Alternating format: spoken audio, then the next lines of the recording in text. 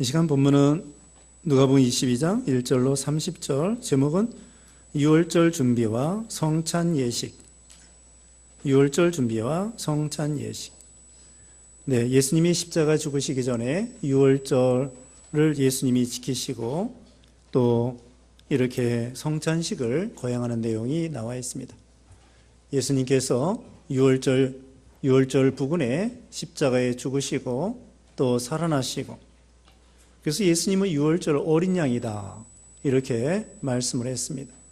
구약시대에 소나 양을 잡아서, 소가 아니라 양을 잡아서 양이나 염소를 잡아가지고 유월절 그 음식을 삶고 고기를 먹습니다. 그리고 양의 피는 원래는 이스라엘 백성들이 이집트에 나올 때에 문에다가 이렇게 발랐죠. 그래서 우리 한자 말도 이 유월이라고 하는 것은 넘어간다 그런 뜻이에요. 그래서 영어로는 패스오버인데 그것이 넘어간다 그런 뜻입니다. 그래서 우리 천사들이 그 이스라엘 백성들을 죽이지 아니하고 장자의 재앙에서 구원해주고 넘어간다 이런 뜻입니다. 우리 예수님이 바로 유월절 양이라고 고린도전서 5장 거기에 나와 있죠. 유월절 어린 양. 이제 예수님께서 유월절을 지키시는데 1절에 유월절이라고 불리는 무교절이 다가왔다. 유월절은 정월 14일입니다. 그 나라 절기로 정월 14일, 요즘에는 3, 4월이 되겠습니다. 무교절이 다가왔다. 이 유월절과 무교절은 같이 지킵니다. 이 무교절은 정월 15일부터 일주일 동안 누룩 없는 빵을 먹는 것입니다. 그래서 무교라고 하는 것은 발효되지 않은, 누룩 없는 그런 뜻입니다. 무교.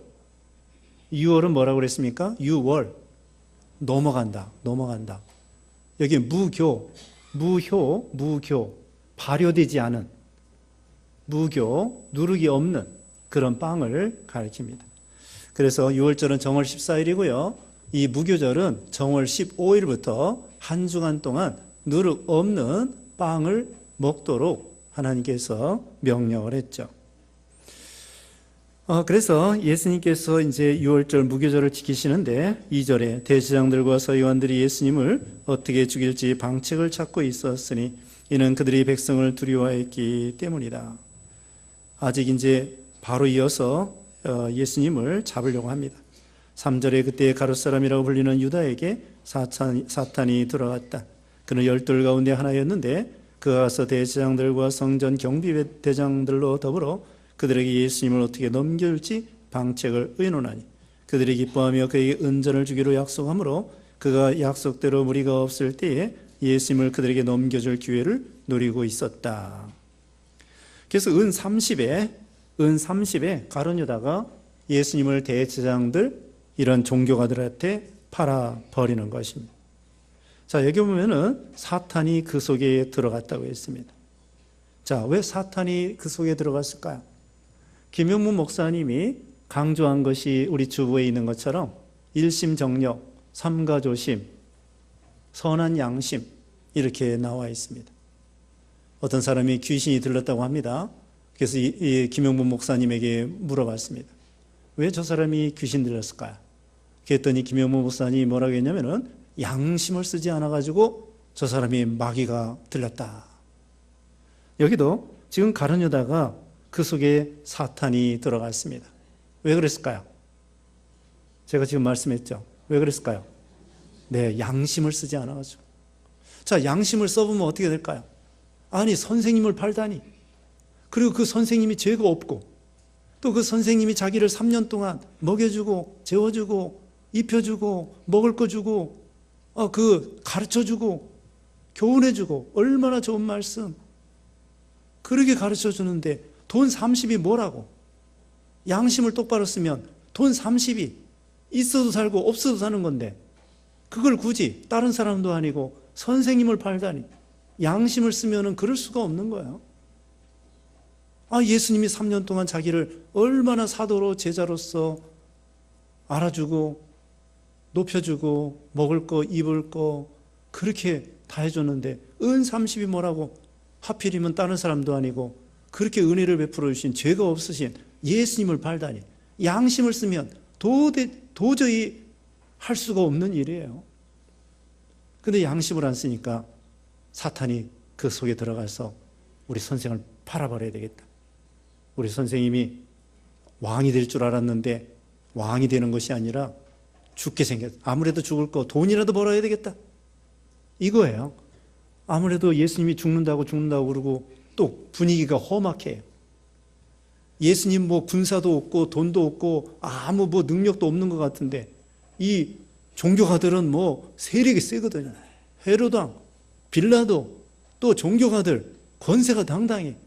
예수님 하나 같으면 아무것도 아니고 예수님 잡아 죽일 것 같아. 에이, 이럴 바에는 내가 돈이라도 챙겨야 되겠다. 양심을 안 쓰고. 그래서 결국은 예수님을 팔아버린 거예요. 그 속에 마귀가 들어가서 사탄이 들어가서 참 불쌍한 자가 되었죠. 그 돈 쓰지도 못했어요. 그 돈 쓰지도 못하고 자기가 너무나 괴로우니까 예수님 죽은 다음에 너무나 괴로워서 그 돈을 가지고 도로 제사장에 갔어요. 이거 도대체 나는 못 갚겠다. 그러니까 나는 상관없다. 제사장들이 그러는 거야. 그 가룟 유다도 그 돈을 거기다 그냥 던져놓고 가서 목매달아 죽고 말았습니다. 그래서 제사장들이 그 돈을 갖다가 저기 이건 핏값이다 해가지고는 예루살렘 그 남쪽에 땅을 사가지고 나그네 매장지로 공동묘지로 삼은 거예요. 그 말씀이 성경대로 이루어지게 됐습니다. 피밭이다, 핏값이다. 그리고는 거기다가 이제 참 나그네 매장지로 삼게 된 성경이 이루어졌습니다. 그 다음에는 여기 넘어갑니다. 7절에 유월절 양을 잡는 무교절날이 이르자 예수께서 베드로와 요한을 보내며 말씀하시기를 가서 우리가 먹을 수 있도록 우리를 위하여 유월절을 준비하여라. 그들이 그분께 말하기를 저희가 어디에 준비하기를 원하십니까?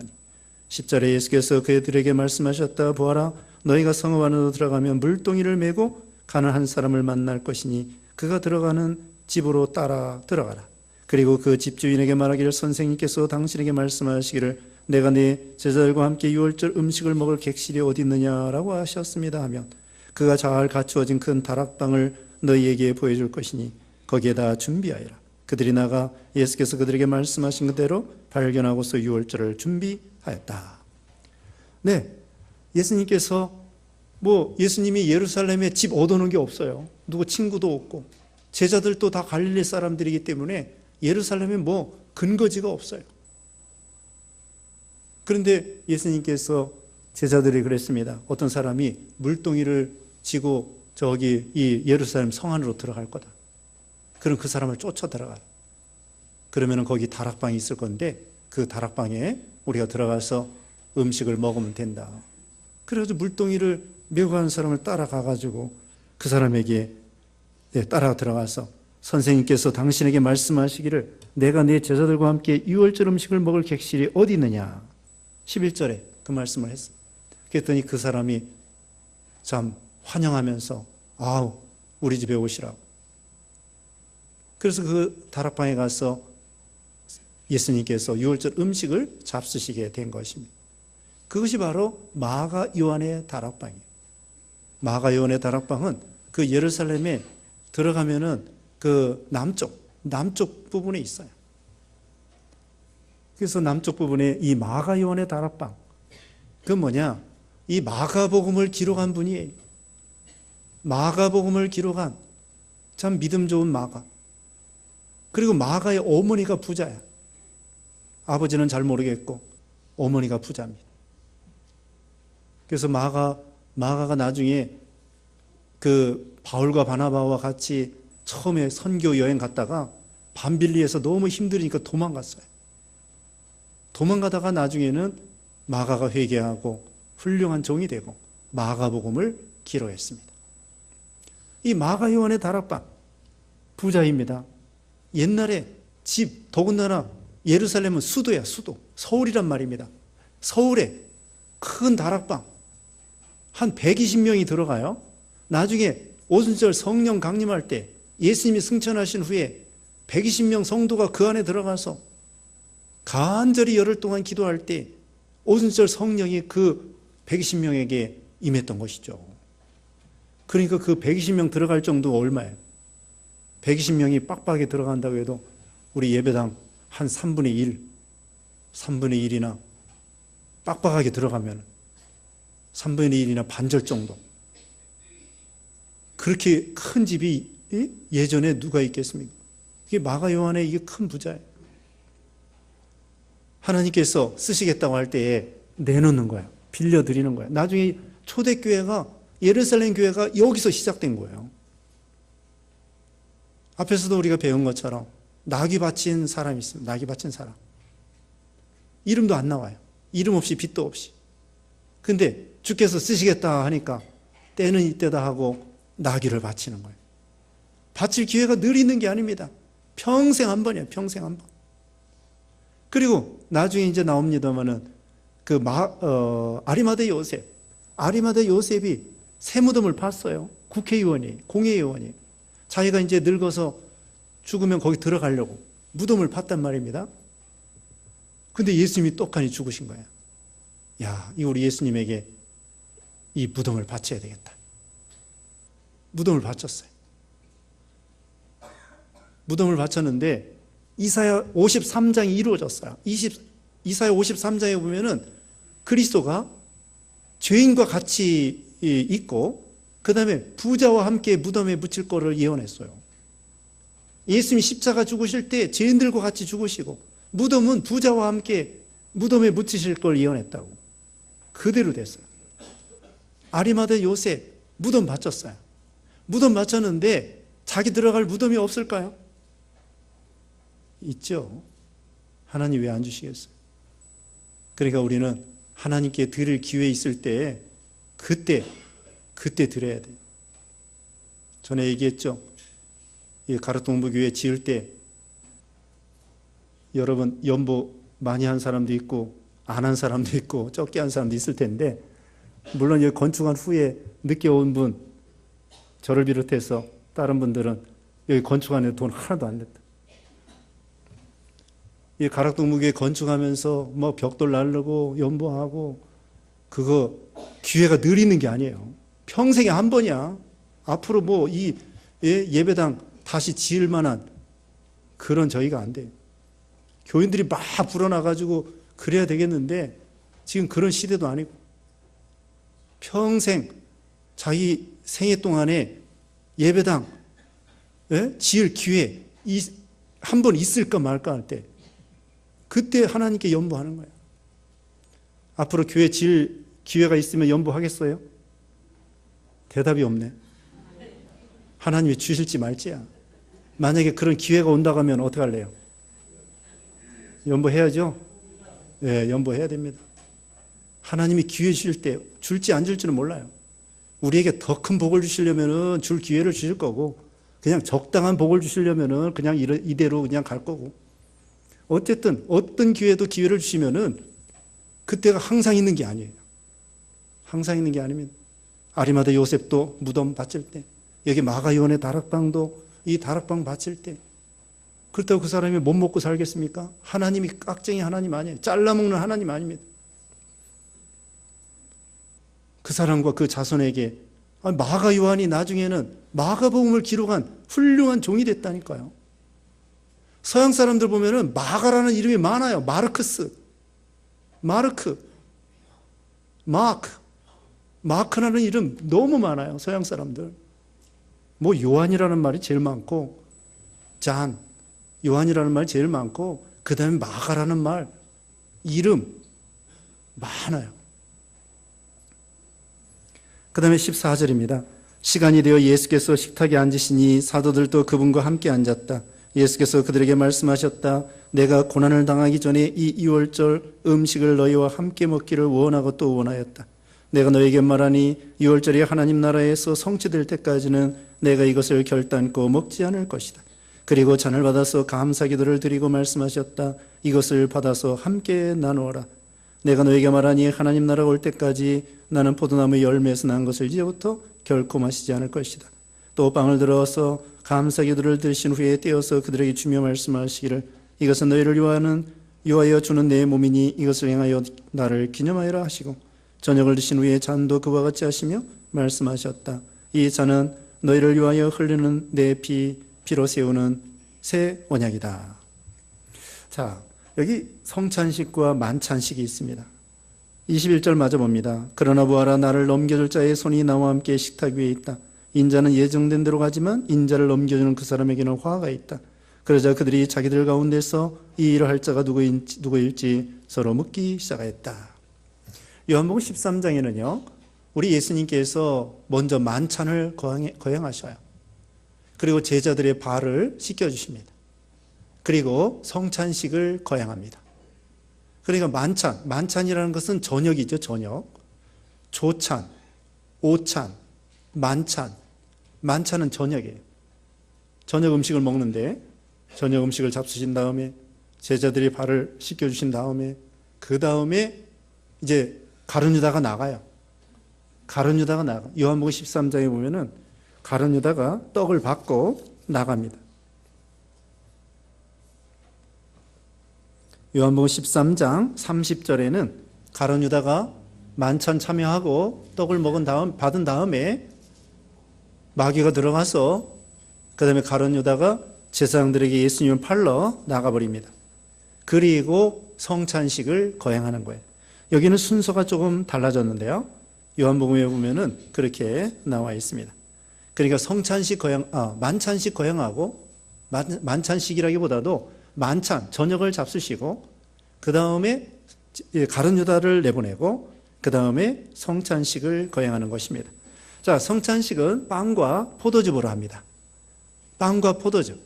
빵은 뭘 가리켜요? 빵은 예수님의 몸을 가리켜요. 그리고 포도즙은 예수님의 피를 상징하고 피를 가리키는 거예요. 그래서 예수님께서 우리를 위해서 몸버려 피 흘려주실 것을 상징해 주는 거죠. 그래서 이 빵이 살이 되는 게 아니에요. 그리고 이 포도즙이 피가 되는 게 아니에요. 포도즙은 포도즙대로 있고 빵은 빵대로 그대로 있습니다. 그러나 다만 우리가 이 성찬식을 은혜로 성령의 감동으로 참여할 때 하나님께서 우리에게 생명을 주시고 또 은혜를 주시고 예수님의 십자가에 참여하는 것이 되는 거예요. 그래서 예수님께서 우리를 위해서 몸부려 피 흘려주신다. 이것을 상징해 주는 거죠.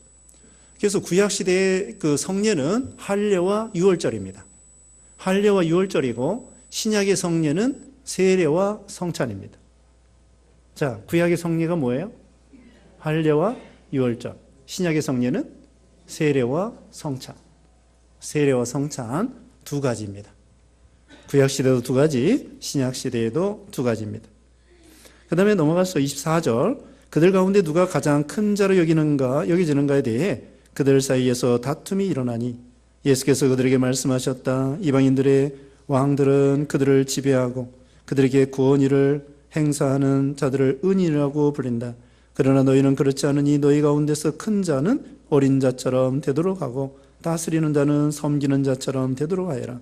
식탁에 앉아있는 자와 섬기는 자 중에서 누가 더 크냐? 식탁에 앉아있는 자가 아니냐? 그러나 나는 너희 가운데 섬기는 자로 있다. 그 다음에는 섬기는 자가 큰 자라는 것입니다. 예수님께서 아까 말씀한 것처럼 요한복음 13장에는 예수님이 제자들의 발을 씻겨주시는 거예요. 선생으로서 제자들의 그 더러운 발을 씻겨주신 거죠. 이건 뭐냐? 우리 예수님께서 주님으로서 우리의 모든 더러운 죄를 이 발로 돌아다니면서 죄 짓잖아요. 그것처럼 우리의 더러운 죄를 깨끗이 씻어주시는 것을 가르쳐 주는 거예요. 예수님께서 우리의 모든 죄를 씻어주십니다. 우리가 지난번에 나병 배웠죠? 나병 환자. 열 나병 환자 중에 한 사람 사마리아 사람이 감사했다고 했습니다. 우리가 그 나병 환자와 같은 그런 썩어 문드러지는 부패성과 욕심과 죄가 있는데 예수님께서 그 더러운 나병 환자를 씻어주는 것처럼 우리의 죄를 깨끗이 씻어주시는 걸 가르쳐요. 고난당하셔서 물과 피를 다 흘리셔서 우리의 모든 죄, 나병 환자와 같은 그런 흉측한 그런 죄인들을 사랑해가지고 우리를 깨끗이 씻어주시고 섬기는 자. 그래서 하늘나라는 어떤 자가 큰 자예요? 섬기는 자가 큰 자야. 섬기는 자. 그래서 우리도 섬기는 자가 되어야 됩니다. 대접받는 자가 되지 말고 이제는 섬기는 자가 되어야 돼요. 가정에서도 어떤 사람이 제일 많이 섬김을 받죠? 갓난아기. 갓난아기가 왕이에요. 갓난아기가 엥 하면은 다 가가지고 기저귀 갈아주고 또 젖 먹여주고 또 엥 하면은 또 가가지고 뭐 그냥 엥 하면 되는 거야.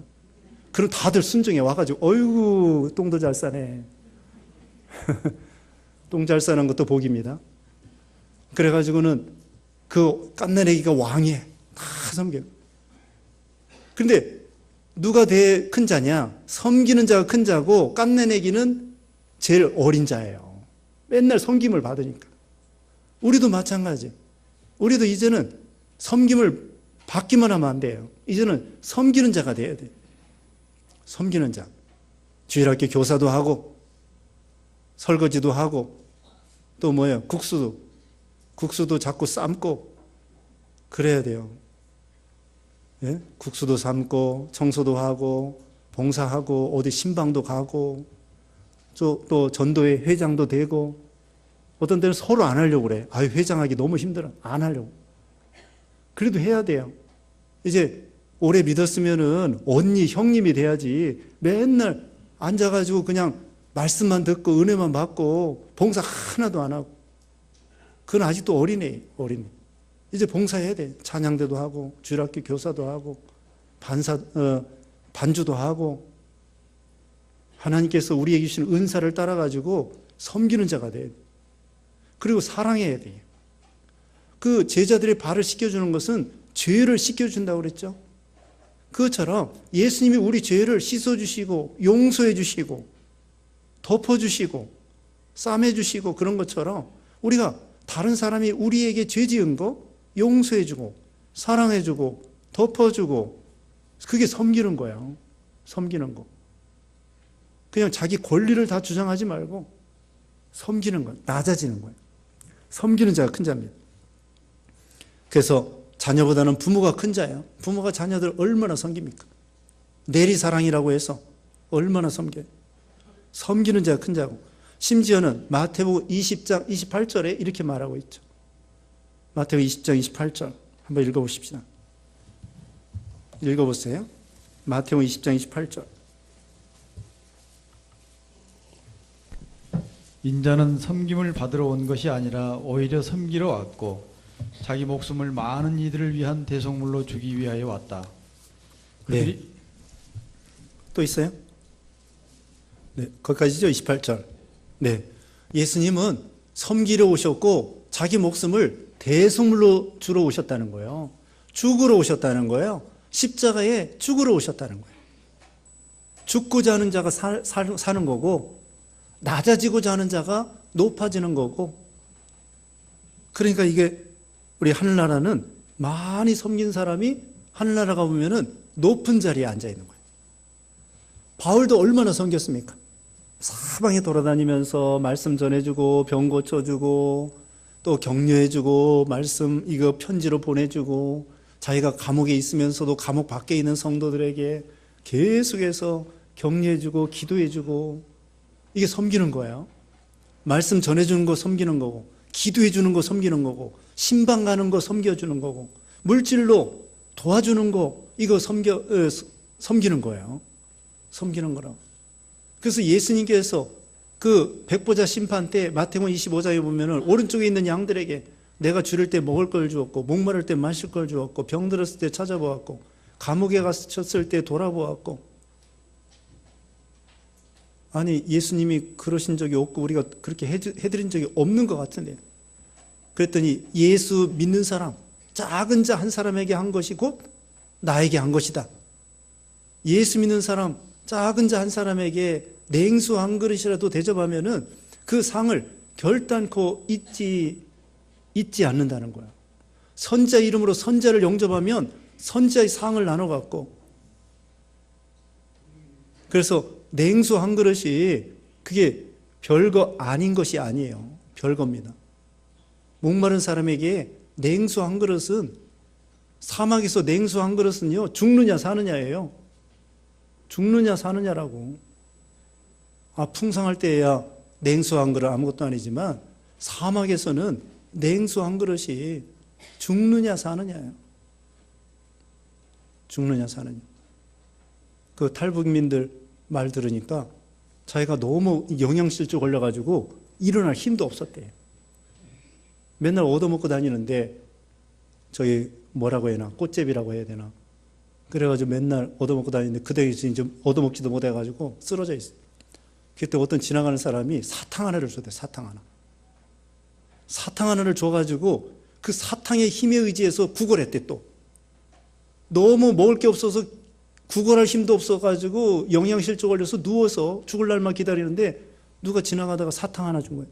그 사탕 하나 먹고서는 기운을 차려서 거지 얻어먹고 다니다가 여기 한국에 왔다 이거예요. 사탕 하나가 사람을 살릴 수도 있더라고요. 그 말 들어보니까 사탕 하나가 사람을 살릴 수도 있어. 냉수 한 그릇이 사람을 살릴 수도 있구나. 그래가지고 참 우리가 예수 믿는 사람 한 사람에게 베푸는 거, 그 영혼을 살릴 수 있어요. 그 영혼을 살리는 거야. 죄악에서 예수 안 믿다가 우리가 전도해서, 전도지 하나 얼마 되지도 않아요. 20원, 30원짜리야. 그리고 휴지 전도지는 150원짜리. 별거 아니지만 그걸 통하여 만약에 그 사람이 예수 믿는다고 하면은, 네? 그 전도지 별거 아닌데 그거 가지고 그 상대방이 예수 믿는다고 하면 몇 푼 안 가지고 천하보다도 귀한 생명을 살리는 거잖아요. 이게 얼마나 효과가 있어. 우리가 사이버 선교하는데 이것도 마찬가지. 돈 들어가는 것에 비해서는 효과가 대단한 것입니다. 그래서 책 한 권에 1,000원밖에 안 됩니다. 1,000원밖에 안 되지만 그거 가지고 많은 사람의 영의 양식이 되고, 그래서 많은 사람들이 듣고 읽고 생명이 살아나고, 그래서 우리가 이와 같이 소자 한 사람, 작은 사람 한 사람 대접해 주는 거, 그게 큰 자가 되는 거고요. 섬기는 자가 큰 자다. 예수님이 이 우주에서 제일 많이 섬긴 분이기 때문에 하늘나라 가면 하나님 우편에 앉아 계시는 거예요. 제일 많이 섬겼기 때문에 우리가 섬김 받으려고 하지 말고 섬기는 자가 되어야 됩니다. 28절에 너희는 나의 시련들 가운데서 나와 함께한 자들이다. 내 아버지께서 나에게 나라를 맡기신 것 같이 나도 너에게 맡겨 너희가 내 나라에서 내 식탁에 앉아 먹고 마시게 하며 또 너희는 보좌에 앉아서 이스라엘 12지파를 심판할 것이다. 예수님의 옆에 예수님의 12제자들, 가룟유다 말고 바울을 비롯해서 12제자들이 예수님과 같이 이스라엘의 12지파를 심판하고, 안 믿는 사람 심판하고, 믿는 사람 상급 주는 거 심판하고, 이렇게 된다는 거예요. 자, 이게 얼마나 큰 영광입니까? 아니, 베드로와 이 야고보, 요한 이 사람들 갈릴리 바다에 어부였었는데 그들이 예수 믿고 예수님 따라다니면서 말씀 배우고 은혜 받고, 그 다음에는 또 전도하느라고 얼마나 고생하고, 그러다 나중에 베드로는 거꾸로 십자가에 못 박혀 죽고, 그래서 나중에 예수님 하늘나라에 거기 12지파를 심판하는 그런 권세를 주신다는 거예요. 우리도 섬기는 자. 자, 우리가 싸우고 다툰다고 얻어지는 게 아닙니다. 야고보서 4장 1절에 오면은 너희가 싸우고 다투는도다. 싸우고 다툰다고 얻어지는 것이 아니라 얻지 못하는 것은 기도하지 않기 때문에. 또 기도해도 얻지 못하는 것은 욕심으로 잘못 구하기 때문에 얻지 못한다는 거예요. 이게 싸우고 다투지 말고 우리는 기도하고 그 다음에 섬김으로 큰 자가 되는 우리가 되어야 되겠습니다. 기도하겠습니다. 같이 기도하겠습니다. 거룩하신 하나님 감사합니다. 우리를 구원하시기 위해서 예수님 몸부려 피 흘려주시고 또 이렇게 또 참 제자들의 발을 씻겨주시고 우리 죄를 다 씻어주신 주님의 은혜를 감사합니다. 하늘나라는 섬기는 자가 큰 자라고 했사오니 우리도 이웃을 잘 섬기는 그런 믿음들 되게 해 주시옵소서. 하나님 아버지, 또 이렇게 예수님께서 성찬식을 거행하고 빵과 포도즙으로 이렇게 제자들에게 가르쳐 주신 것처럼 우리도 예수님의 살과 피에 믿음으로 참여하는 그런 우리가 되게 하시고, 또 마가요한의 다락방, 예수님의 유월절을 위해서 이렇게 바침으로 참으로 대대로 복을 받게 된 것처럼 우리도 하나님을 위해서 시간과 물질과 우리의 모든 것을 바쳐서 하나님께는 영광이 되고 하나님 앞에 복을 받는 우리 모두가 되게 하시고, 한 주간 동안에도 우리를 인도하시고 보호하시고 은혜 주시옵기를 원하옵고 예수님의 이름으로 기도드리옵나이다. 아멘.